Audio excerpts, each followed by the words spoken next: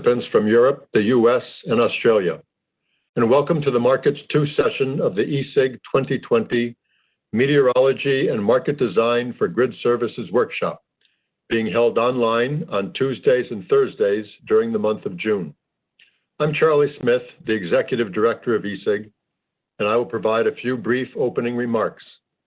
As most of you know, we were originally planning to do our annual Forecasting and Markets Workshop in Denver this month.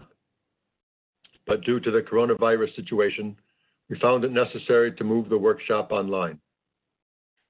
And a hearty thanks to our speaker, Mike Davidson from the AEMO in Australia, who got up at 5 a.m. tomorrow morning to be with us today. Thanks, Mike. The workshop was planned with the input of our ESIG Offerings Committee, chaired by Bethany Frew of NREL and co-chaired by Julia Matevosyan of ERCOT.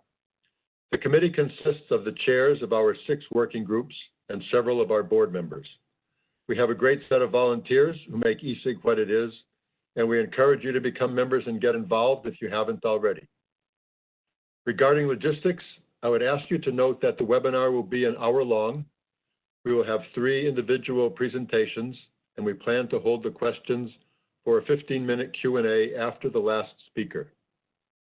We're going to try something a little different for the Q&A today. Attendees are requested to ask their questions through the Slido platform. You will not be able to ask your questions through WebEx. You should go to slido.com on your device and enter June 16, today's date, as the event code to ask questions of the panelists. The instructions are also in the webinar announcement on the website, as well as on the front page slide, and you will be reminded by the session chair. You will see a thumbs up, thumbs down button next to the question to allow you to help prioritize the questions submitted. So please keep the questions coming during the presentations, and we will address them at the end. Recognizing the limitations of a webinar with typically more than 100 people on the lines will be muted.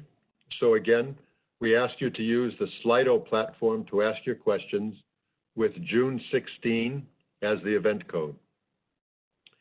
Today, we're hosting the Markets 2 session on new products for a new reality, chaired by Erik of EPRI, with Julia Matevosyan of ERCOT serving as co-chair. Erik is a principal manager at EPRI, doing research on power system planning, operations, and wholesale electricity market design, including issues associated with high penetrations of renewable energy. He's also co-chair of our Systems Operation and Market Design Working Group and a regular contributor to ESIG.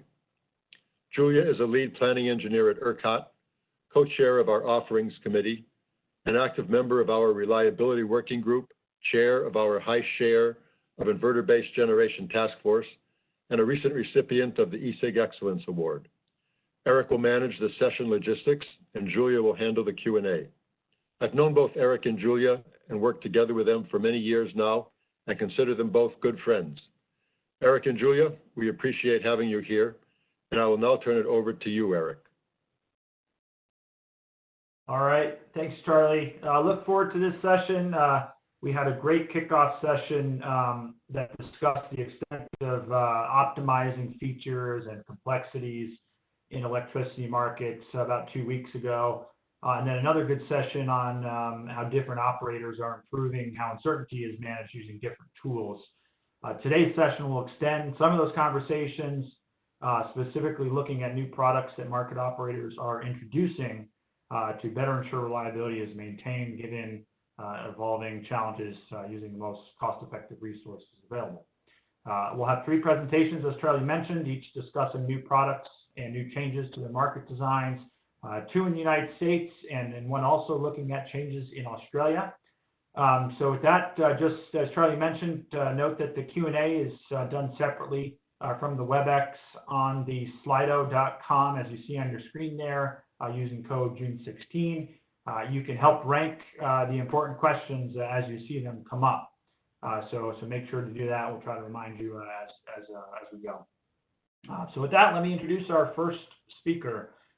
So Amber Motley is going to be first, and just going to give me a second here. Amber is the manager of short-term forecasting at the California ISO.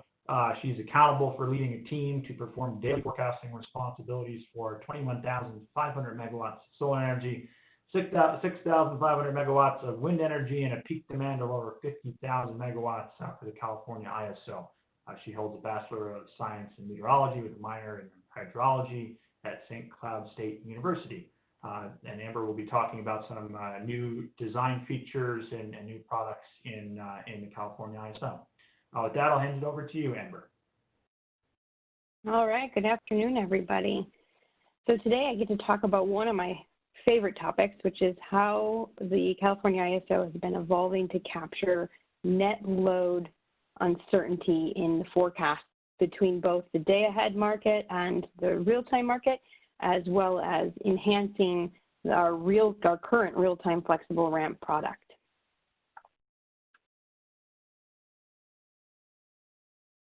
All right, so in this presentation, Erik took a lot of slide CAISO overview within terms of renewables, so we'll touch base on how many renewables are currently sitting on the CAISO system, talk a little bit about the flexible resource adequacy product that the California ISO has currently, and then we'll dive into the changes that are proposed for our net load uncertainty requirements. Net load for the California ISO is defined as the load that we're serving, which could have been reduced because of the behind-the-meter capacity, minus large-scale wind, minus large-scale solar. So I always like to make that clarification because I know the definitions of net load can be different. The imbalance reserve we'll talk about, which is our day-ahead to 15-minute market product, as well as the real-time flex ramp requirement. I'm not going to focus on the market salvation parts of this, but just how we've gotten the requirement of these products. Then lastly, touch quickly on the convolution challenge. A convolution is how we get each different uncertainty product into a net load uncertainty project, and then next steps of where the CAISO is going to head in the coming months with both of these products. Touch base. So we have 20,500 megawatts of solar. About 13,000 megawatts of that is utility scale. The remainder is behind the meter on the system. We have 7,000 megawatts of wind on the system right now. California ISO, the market operator side, where the day-ahead market and the real-time market exists in about 80% of the state of California. And then we operate the energy imbalance market, or EIM, through much of the western United States. And you can see the different active participants are in orange with planned 2021 and 2022 entries. Going into the Flex RA product, each load serving entity within the California ISO has to make a year ahead and month ahead showing of flexible capacity. At this time, the California ISO determines the requirement for flex each year, and that goes out about in May. And we'll determine requirements based off of the max 3-hour ramp that's forecasted to occur in that month. So for March, for instance, we're around 17,000 megawatts of requirement. Then each resource gets an effective flexible capacity value, or an EFC, based on different characteristics they have with ramp, as well as their net qualifying capability and deliverability assessment. And then those megawatts that each resource gets granted can be used for the Flex RA showing. I always look at this as the setup of the system. So we have a deck of cards, and that deck of cards represents the resources that we have on the system that are built. And we're best working in an RA world to set those resources up as we get into day-ahead and real-time timeframes. Resource adequacy on its own is not the most efficient way to meet the changes that are happening between day-ahead and real-time, which is why we have the imbalance reserve proposal out there, as well as why we have the flexible ramp requirement product. The day-ahead and the real-time market needs to be correctly committed with the resources and position those resources to handle the upward and downward ramp that's needed on the system because of uncertainty. That ramp can be because sun is setting, and we have a large 3 to 5 hour ramp that's happening during that sunset time period with 20,500 megawatts of solar on the system. But that uncertainty can also be just because of forecast error that's happening between the market runs of RTD and RTPD, or 15-minute market, and positioning it going forward. So let's dive further into the net load uncertainty product.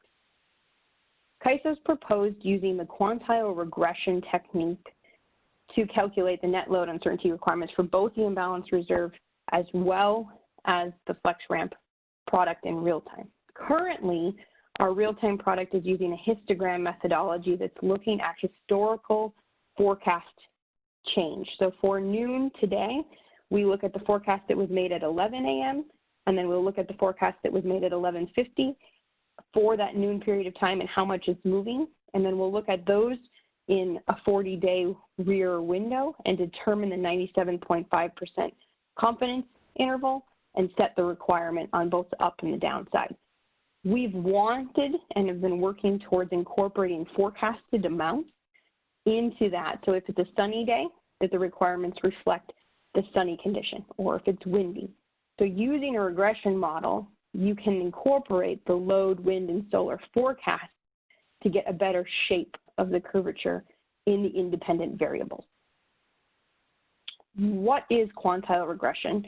We touched on it a little bit, but quantile regression is estimating the quantiles of the dependent variable, which would be a requirement, conditional on a set of independent variables, where those independent variables are going to be the forecasted load, solar, wind values we found in our simulation. All of those were important as independent variables or regressor, as well as operating hour and month.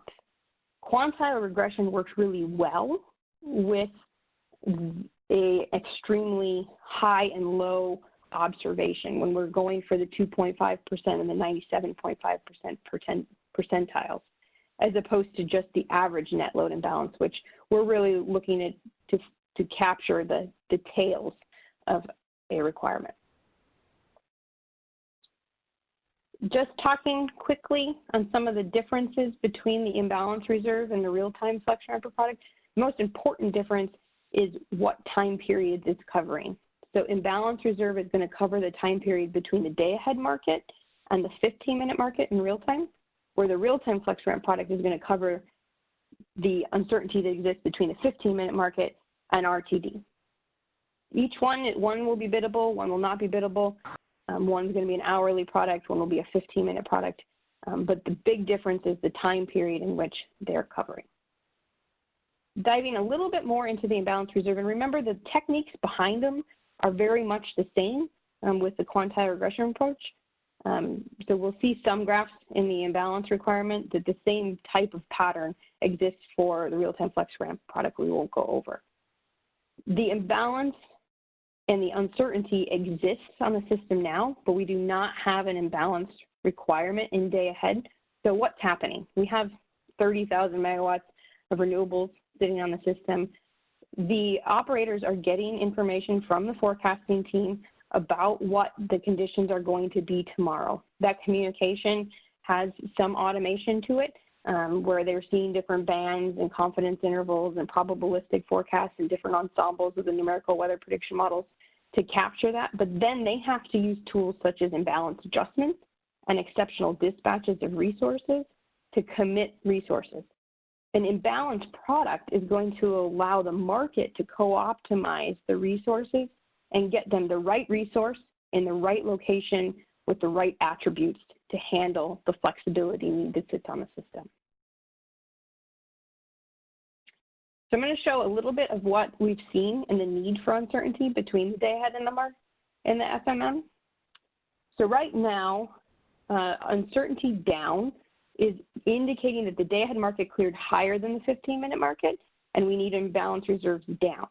Uncertainty up is indicating that the day ahead market cleared lower than the 15-minute market, and we need imbalance reserves up.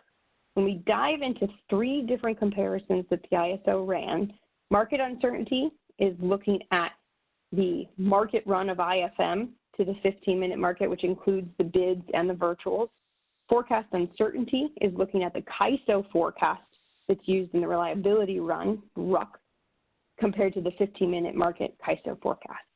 And then the adjusted forecast uncertainty is the CAISO forecast with operator adjustment. But you see a pattern that changes over quarter, it would change even more over month, that you need 2,600, almost 3,000 megawatts of uncertainty up between day ahead and FMM, and then you need 1,500 to 2,000 megawatts of down between day ahead and FMM. This slide is showing the 3 different techniques. So orange is histogram approach, looking at day ahead at FMM, if we were just to implement the same approach that we have in the current real-time flex ramp product. And the green is the new regression approach, where in this graph, blue is like actual. And you see that the regression approach more closely follows the material imbalance that's observed, where the histogram approach is very blocky, and at times you need more, and at times you need less. And it's not capturing that because it doesn't have forecast included as a component in its shape. Diving a little deeper, we've plotted a whole year of data of solar against the histogram approach, which would set a requirement at 2,000 megawatts for the hour, versus the regression approach. So on this axis, it's important to note that the x-axis is forecasted amounts. So 0 means that we had a forecast of 0, or 10,000, which is covered all by the blue dots. We had a forecast of 10,000 megawatts. When you have solar forecast of 0 or high, you see that you need less requirements. That makes sense. If it's sunny, it's sunny. We don't have as much need for an uncertainty requirement. But you gain more by when you have forecasted amounts that are in the middle of your capacity size. Those days that we have cloud cover, those days that we have partly cloudy skies, that's when you're seeing the need for more requirement, and this approach is able to give that to you. So diving just into the real-time flex ramp product, we saw all of the same similar trends that we saw in imbalance reserve happen for real-time as well. This is just a day example that goes through each different component, and you can see a sunny day, January 19th versus December 3rd, and how the different requirements, you see quantile regression, the line in green, really increase during those sunlight hours, even more than the histogram was giving you, to be able to account for that uncertainty that exists in the forecast, because the forecasted amount for that resource was less. Knowing we have 2 minutes left, I'm going to skip forward. We did run some performance measures on the 2 different pieces of the closeness, and you guys will be able to get the presentation and look at those as you go forward. But I want to talk a little bit about the convolution challenge that we have. How do we get to net load? This is something that the ISO has been working on for a number of years. I know you guys have heard me present on it a number of times. The biggest challenge that we've had is getting to net load. You see very clearly the trends and the statistical fits when we're at the individual component levels, but when we mirror that against net load, which is load minus wind minus solar, which is where we need to procure our requirement, an uncertainty requirement towards, you find that the statistical fit is nearly muted in that, and that the modeling interactions between load, wind, and solar are extremely complicated. So it's taken us time to be able to figure out what best convolution method works to get us to that net load uncertainty while incorporating forecast.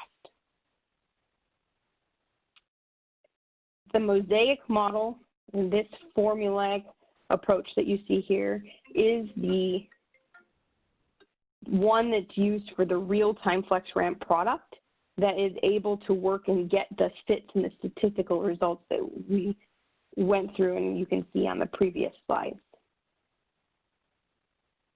Summary, next steps, and I know I went through that really fast, a lot of material. We've observed in simulation that the use of quantile regression for flexible ramp product, as well as the imbalance reserve, sees nice curvature with the wind, solar, and load, as well as net load. Using the quantile regression proposed allows us to incorporate forecasts, but in the future, it even allows us to incorporate probabilistic forecasts into the methodology, where we have further analysis and research continuing in many different areas on that. And at this time, the imbalance reserve product is proposed in our day-ahead market enhancement policy initiative, where the flexible ramp enhancements are within the flexible ramp product refinements, and resource adequacy enhancements will be coupled with the day-ahead market enhancements. We will have to change and evolve the way we're doing the flexible ramp RA as we change the requirements in the imbalance reserve as well as the flexible ramp product. So those are the different pieces that the CAISO is working on, and I always like this last piece. I'll read it to you quickly and then I'll pass it back off to Erik. So now I'd like you to introduce Sherry from Arizona. It was her wing flutters that led us to last week's monsoon. Way to go, Sherry, and all of us just trying to solve the chaos theory that exists within weather forecasting. All right, I'll pass it back to you, Erik. Great, thanks, Amber. Just a reminder for folks to use slido.com for any questions that you have for Amber using the June 16 code. With that, I am now going to introduce our second speaker, Jessica Harrison. Jessica is the Senior Director of R&D in the Market and Grid Strategy Division of MISO. In this role, she coordinates MISO's R&D policies, objectives, and initiatives with the focus in pursuing R&D initiatives and partnerships, researching emerging technologies, and supporting the integration of future grid resources. Jessica holds a dual Master of Science degree from MIT in Technology and Policy and in Civil and Environmental Engineering, and a BS degree in Physics from the University of Michigan. Thanks, Jessica. Great, thanks, Erik. Really excited by Amber's presentation, and I'll try to present a little bit about MISO's situation, but also how we're trying to think about some of these changes more broadly across operations through to planning as well. So if we, I realize I have to move the slides here. Thanks. Okay. There. So if we start with just some background, MISO operates across 15 states in the province of Manitoba. The generation capacity is around 178 gigawatts, and we're one of the larger markets. But what's interesting is that the resource mix in the region has been really rapidly evolving. And today, the largest portion of capacity in the footprint is natural gas, and just under half of the energy is produced by coal. Compare that to 2005, where the majority of energy produced was by coal and only 7% by natural gas. And we're seeing that that is likely to continue changing, and that's prompted in part by what we're seeing in our queue in terms of growth of wind and solar and storage, but also the fact that several states, utilities, and even cities have made public commitments on clean energy or decarbonization. And so our goal is to help manage a system that enables participants to achieve these diverse goals, but also figure out how we can manage the overall system and risk on the system, given that patterns are changing.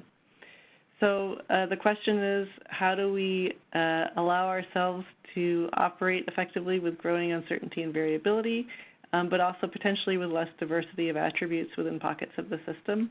And how can we maximize efficiency of these goals across the footprint? So we started to look at more detail at load and wind forecast errors. We actually don't have a lot of solar on the system just yet. We expect that to grow. But we started with looking at historical data for what we have on our system. And the scenarios that we looked at reflected a variety of combinations of resources as well as load profiles. So for instance, there's some expectation of electrification, so we wanted to see how that would potentially impact some of our findings. And this is draft analysis, and it's really reflecting the worst case scenario of additive errors. But we observed two things. One is the total increase in gigawatts related to both forecast errors and variability, but also the diversity in the patterns across the year. And I'll come back to that in just a minute as it relates to some of our resource adequacy. So if we started to think about the system risk, we wanted to think about it in the concept of margin. And so we realized that there's slight differences in the operating and planning timeframes, but it's something that both timeframes assess. And we wanted to look at what is contributing to either thin margins that are predictable or variation and lack of predictability in those margins, which ultimately would be an indicator of risk in the system. And we started to think about those aspects both today as well as tomorrow that would maybe have the most impact on the stability of margin. And with that, we did a couple of approaches here. One was to use the planning version of this, which is loss of load expectation. But then we wanted to do what we thought maybe would be a better reflection of operator experience. So we tend to try not to allow loss of load. And so we wanted to look underneath that rug and see what does the pattern look like, a proxy for that reliability margin pattern look like. And again, we see that the patterns are starting to change, that maybe the planning we did with the peak in the summer isn't appropriate, and we want to start reflecting how these patterns vary. And of course, this particular pattern here doesn't necessarily acknowledge that you're managing that under uncertainty. So even with lack of uncertainty, there's still a difference here in what we have to start to manage. So in thinking about how we address this, we want to look across all of the tools that we have across varying time frames. So we can look in the long-term time frame and the information that we have available to us there. In the prompt year planning horizon, we obviously calculate a loss of load expectation study. So we're starting to look at how we can do those studies better to tee ourselves up for better certainty that the reliability of our system can be maintained and that the margins can be maintained. We also have registration and accreditation at our hands and the planning resource auction where entities can demonstrate that they are meeting their requirements and obligations. And then moving through into outage coordination, we've started to make some modifications there through historical filings and are continuing to look at ways that we can balance that better. And obviously we have our day ahead and our real-time markets. And I'll talk a little bit also about a multi-day sufficiency horizon that we're looking in, both for sufficiency forecasting as well as for contemplating a potential market mechanism. So if we look again at trying to capture our needs, making sure that we have leveraging all the tools we can in the planning horizon and in the operating horizon, we also want to make sure that any changes in that planning horizon are consistent with the operating horizon. So we're looking to provide in the near term under an initiative called the Resource Availability and Need Initiative, directionally correct changes to enhance reliability in the near term while we continue to explore how the portfolio will actually evolve. And we're trying to enhance visibility, flexibility, and availability of resources. So most recently in the Identify Reliability Needs column, we've started exploring with stakeholders alternatives for loss of load expectation calculations. So making sure that we have more production-like profiles of intermittent generation, enhancing how we model forced outages so that we can reflect what may be a clearer picture of what the potential risk is. And then in the operating horizon, we've started exploring enhancements to our emergency and scarcity pricing. Recently, Younghong China, a member of our team, presented at our market subcommittee on a prototype for emergency pricing that would leverage extended locational marginal pricing. And this is attractive because it can reflect the fixed costs in pricing, including startup and no-load costs, and can account for actions that are taken by operators in order to prepare for emergencies. And so we can start to embed those components in price and those actions in price while giving us the flexibility to ramp units up and down and have that reflected in price as well, depending on how that emergency situation evolves. We've also started to review deliverability and constraints and ensure that the optimization penalties that we're using in our equations better reflect the actual commitment costs to relieve a constraint. There's a lot more information available, and I wanted to give a high-level overview here, but on our market subcommittee and resource adequacy subcommittee sites, we have a whole series of presentations and analysis that we have underway. And then I just wanted to highlight that there's additional work that we're doing beyond sort of the resource availability and need program that I mentioned. In particular, we're looking at areas of uncertainty and risk management, so forecasting enhancements. Because of our location, our seams are quite impactful, and so we have started to try to get a better handle on understanding the components that drive the behavior we're seeing on the seams. So elements around pricing, but also understanding how the weather fronts could influence what's available to us at a given moment in time. And I'm excited because we haven't kicked them off yet, but we'll be starting 2 ARPA-E Perform program projects. One mentioned here is the Risk-Adjusted Market Clearing Project, and we are starting to look at data-driven approaches to explicitly model risk and quantify and optimize behaviors to understand the trade-off between cost and minimizing risk on the system. And that'll be looking at the forward reliability process, commitment process, as well as the look-ahead commitment process and our real-time calculations and clearing as well. And then we have taken a series of other actions around markets, products, and pricing. I believe some of my colleagues are on the phone line today, but I'm just highlighting that we've recently worked towards a short-term reserve products that will allow us to have flexible capacity and convert it to energy within a 30-minute time frame, and also account for both local, sub-regional, and MISO-wide needs. We're continuing to work on enhanced price formation. I mentioned some of the extended locational marginal pricing. And then we're also looking at additional products, not too dissimilar for what Amber had just mentioned. So I'm sure we can learn from their trial and error and come up the curve faster.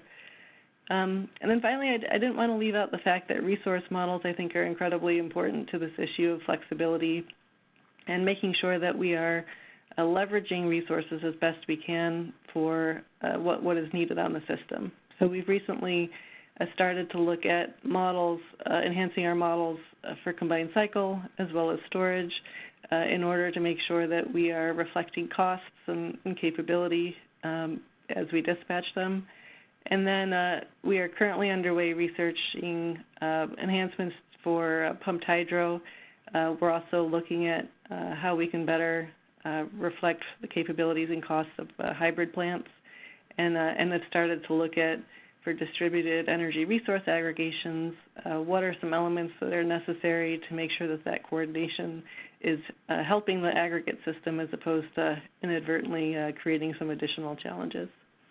So a high-level view, but wanted to point out that really there's not just one thing that we're trying to do to help with these issues, but rather trying to look at them across the board from operations through to planning, and a sort of a multifaceted approach to getting this availability, flexibility, and visibility that we think is necessary. So thank you. Great, thanks, Jessica. Just a reminder for folks to use slido.com for questions for Jessica that we'll get to at the end of the panel today, and also make sure to use the thumb buttons to rank different questions if you have a similar question or if you think it's important that we get to. Our last speaker today is from the Australian Electricity Market Operator, Mike Davidson. Mike is the Manager of Operational Forecasting for AEMO, responsible for short-term forecasting of both demand and rooftop solar PV, as well as utility-scale wind and solar. His forecasting team is responsible for situational awareness for the national electricity market, control rooms, and Mike has worked in the electric supply industry for 36 years in both the UK and Australia. So Mike will give us an update on some products particularly related to minimum demand in South Australia. Mike? Hopefully everybody can hear me okay. Good morning, everybody. It's just getting light here now. Thanks very much to Erik for giving me the opportunity to speak today. I'm really sort of honoured to be talking with this group of panelists, so thank you very much indeed. I hail from South Australia, and just to give you a bit of background on South Australia and the grid that we have, we've got a population of about 1.8 million people, and a capital city in Adelaide with a population of about 1.4 million people, which is about 80% of the population. The state itself is 984,000 square kilometres, 380,000 square miles, which means it's around about 1.5 times the size of Texas, or 4 times the size of the UK. And if you do the mathematics, you can work out that outside of the Adelaide CBD area, there's about 1 person per square mile, which gives you a range of opportunities for social distancing right now. So we count ourselves quite fortunate. If we move on, not only is Adelaide the capital city of South Australia, it's also a 1,000 megawatt solar generator. About 25% of the homes in Adelaide have a solar PV system on their roof, with an average of about 5 kilowatts per system. Overall in the NEM, now we've got 2.2 million distributed PV systems for around about roughly 10,000 megawatts. So, similar to California. Collectively, distributed PV is now the largest generator in the NEM. It's 12 times the next largest generator. And as we all know in the electricity supply industry, and I guess MISO is going to learn about this as you get more penetration, distributed PV is, by nature, it's distributed, so it's spread around the customer base. It's passive. It's not visible to the control room, and it's not controllable or not curtailable by the control room either. And this presents unique challenges in managing this resource. This is growing important resource, shall I say. Let's move on to the next slide. Let's have a look at how this generator stacks up against demand. The top line on this graphic shows what we define as operational demand, and that's the demand that the grid sees. And below we've plotted an estimate of the rooftop solar PV for South Australia. And you can see some important characteristics here is that the solar PV often in spring and summer exceeds 50% of the peak demand in any given day, and is often larger in output than all the other generation in the state put together.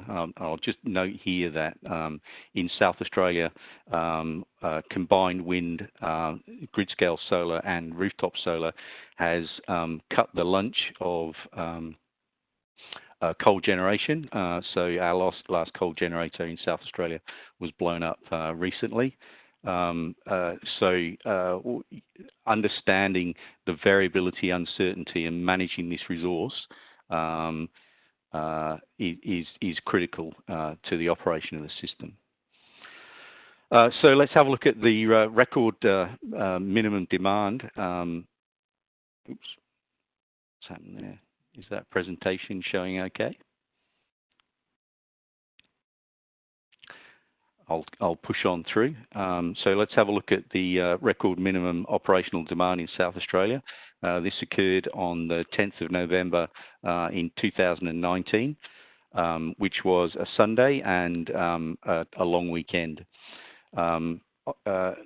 we typically see low demand days or record minimum demand days when demand is low, usually on a holiday or a weekend, and temperatures are neutral, i.e. 22 to 26 degrees centigrade in the 70s Fahrenheit, and that means that there's no air conditioning load and no heating load. And on these very low minimum days, we see that we are getting to an area of operational risk, which for South Australia is around about 350 to 500 megawatts, depending on the circumstances on the particular day. In this period, the system still operates as it does in system normal, but there is a risk that's presented if there's a contingency, a key asset outage, or if the or SA is operating in island mode. Just advance that slide. It's important to note, though, that these low demand days are fairly rare in occurrence. It's only happened on a couple of days in the last 12 months, and we only entered the risk zone for a handful of hours. And we can see on this slide that you can see the duck curve is real in South Australia. In fact, we call it the EMU curve here, just to get local. And you can see that it's developed over the last 10 years, but we still have, even in spring and summer, when these conditions are exacerbated, we still have around about a gigawatt of headroom. So at 200 megawatts a year growth in South Australia, we've got a few years up our sleeves.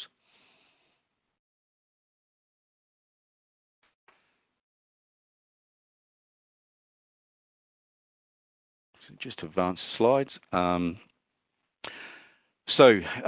What do we do about this situation that we're facing? To manage this situation, what we need to do is one of two things. We either need to reduce the output of DPV during these high-risk periods, or we need to lift total demand. And total demand, you can see there, is the area above the yellow curve, and that is the customer demand. If a big cloud came across, that purple area would leap up to the top of that yellow curve there, from the grid demand up to the customer demand, and that in itself is another issue with ramping that we have to consider. But so that we're going back to the minimum load issue. What we need to do to manage the issue on these rare days that we see is to activate the distributed PV and the load as well, and that means that we can exercise some management and control over what's happening on the day. And this needs to be done by enabling market participation of some of the DPV and some of the load, and also as a fallback to have emergency curtailment of the DPV to ensure that we have system security in the same way that we have involuntary load shedding to manage load events.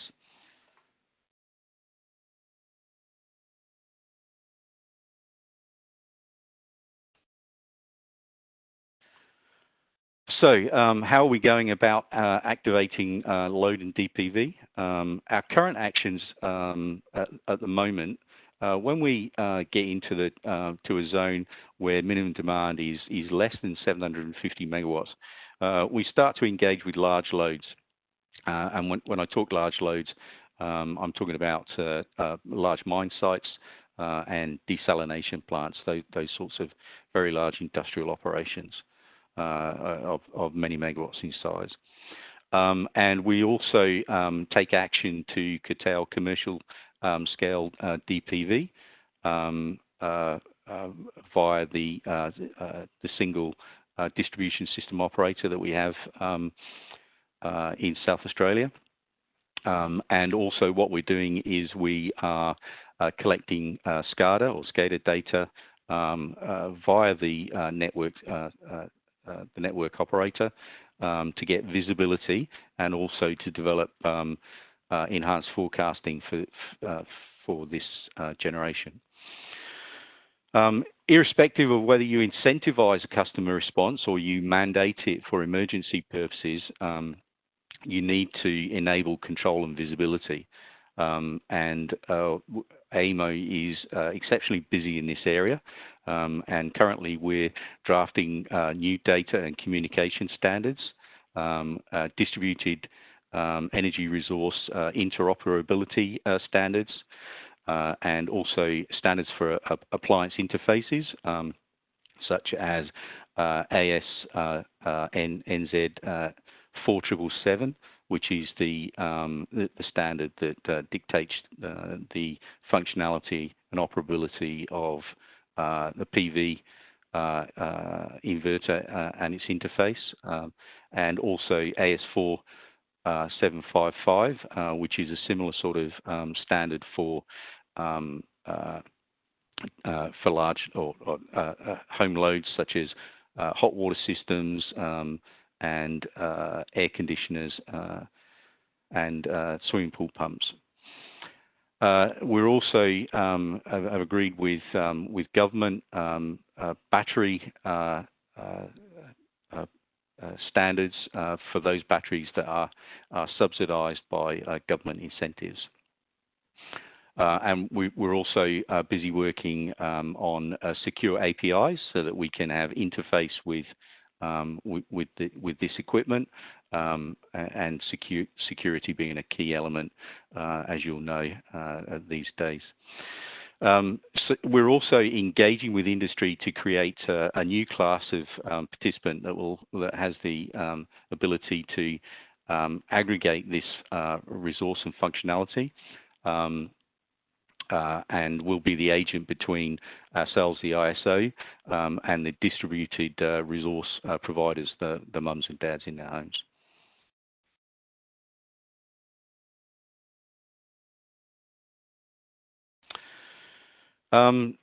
So in addition to short-term and medium-term activation of load and DPV, AEMO is also busy with longer-term actions. And what we're trying to do here is to increase the load such that it absorbs excess PV generation.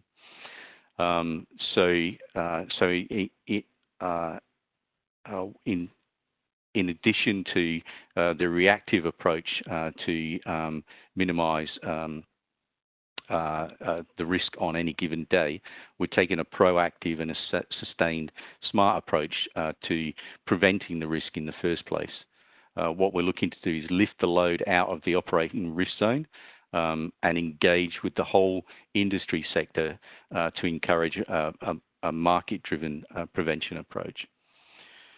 To do this, what we're doing is we're looking at load shifting, shifting existing hot water into the middle of the day, and also encouraging the use of home batteries so that we can increase the load in the middle of the day by absorbing PV, and then by loading the battery and then unloading the battery in the evening during peak demand. We're also looking at new load opportunities, and this is where EV becomes a bit of a silver bullet, and also a bit further away on the horizon, but equally important is the use of distributed hydrogen technology. To facilitate this requires a coordinated approach around the distributed market participants. and AEMO is engaging with those participants. We're looking at wholesale demand response and market development. We're looking with regulators at distribution system operator and distribution market operator roles, and also working with the distribution companies and transmission companies around new network tariffs, new novel network tariffs to incentivize change of behaviour. And also equally working with the retail sector in the development of retail products and services. This is, as you guess, a highly complicated task, and it's an approach that needs to be supported and cemented by insightful policy. As a forecasting manager, this job I leave to my colleagues in the market design and regulation to look after these activities, while I look after the next 5 minutes and the next week ahead. Fortunately, as you know, you'll be industry participants. We've got a few years up our sleeve, and I'm looking forward to seeing what my colleagues can deliver to help me manage the network on a day-to-day basis. I'll just forward to the last slide here. I'd be really happy to take any questions. You can contact me direct. Just remember, though, that it is tomorrow, and I'm 9.5 hours ahead of UTC. So I look forward to the questions and perhaps hearing from you direct. And that concludes my presentation. Thanks, Mike. We know why you're so good at forecasting. You already know what Wednesday's like. So with that, I'm going to hand it over to Julia to facilitate the Q&A, and keep putting those questions on if you have them. Good afternoon, everyone. Can you hear me well? Erik? Yes. Yes. Yeah, okay, good. Yeah, there are a lot of questions. I think we'll take one question per presenter first, and then see how it goes. So I'll start with most popular question, and the one's for Jessica. Do you see increasing renewables shifting the importance of each time horizon, example, real time versus day ahead versus multi-day ahead versus longer? I would say the short answer is yes. And one of the ways that we're looking at this transformation that's happening is to think about the inherent need in the system, the non-controllable components of the system, and then look at that against the supply side and the flexibility, so the time to turn on and the ramping capability and whatnot. And when you do that, you start to see that there are different time frames that have either more need or more capability. And to the extent that, for instance, you're going to need to turn on and still rely on long lead units to meet a base amount of energy, then that time frame starts to get more important than maybe it has in the past. And then for MISO in particular, we have had growing amounts of wind, and we now see that a strong likelihood for growing amounts of solar. They clearly have very different profiles, and so our expectation is that we're going to have different time frames that we need to pay attention to. The other piece I'd add to it is it's not really, just day ahead in real time. We have other processes that we use on the 3 to 4 hour basis, like look ahead commitment. And so what we're trying to do is, for different scenarios of resource mixes, understand the dimensions of the forecastability and the uncertainty to understand better what the inherent sort of system needs may be. Thanks, Jessica. I'll take one for Amber specifically. How will flexible ramping product align with contingency reserve requirements? Yeah, no, that is a great question. And as you guys saw, I just didn't have time to lump that one in there as well. So the reserve requirements fit into the picture of the timeline. So the imbalance reserve is going to cover the period of time from day ahead to FMM. the real-time flex ramp product is going to cover the time period of forecast uncertainty from FMM to RTD.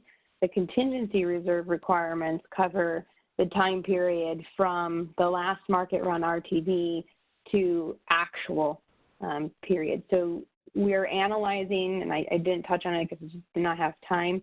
We're also working on looking at different methodologies to incorporate forecast information into our reserve requirement procurement process. Right now, we do use a methodology that looks in the rear of ACE movement of the past 30 days, and then also the month previous. So for June, we look at the last 30 days of May as well as June of last year to inform what our requirements are going to be, and they change based on if we have volatile conditions with solar versus non-volatile conditions of solar.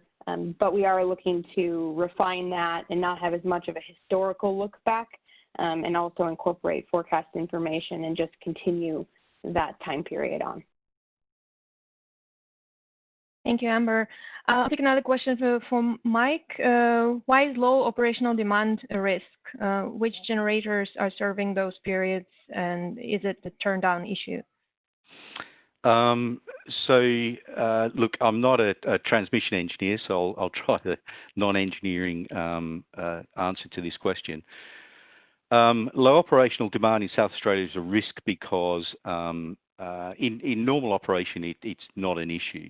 But if you find yourself in a situation where, for example, you lose the interconnector with the rest of the NEM, then you find yourself with a plant mix that doesn't have the technical requirements or the technical capability to sustain the grid. You know, we would find ourselves in a situation if we got a separation where we would have high levels of wind generation, we would have high levels of utility scale solar, but a massive DPV resource.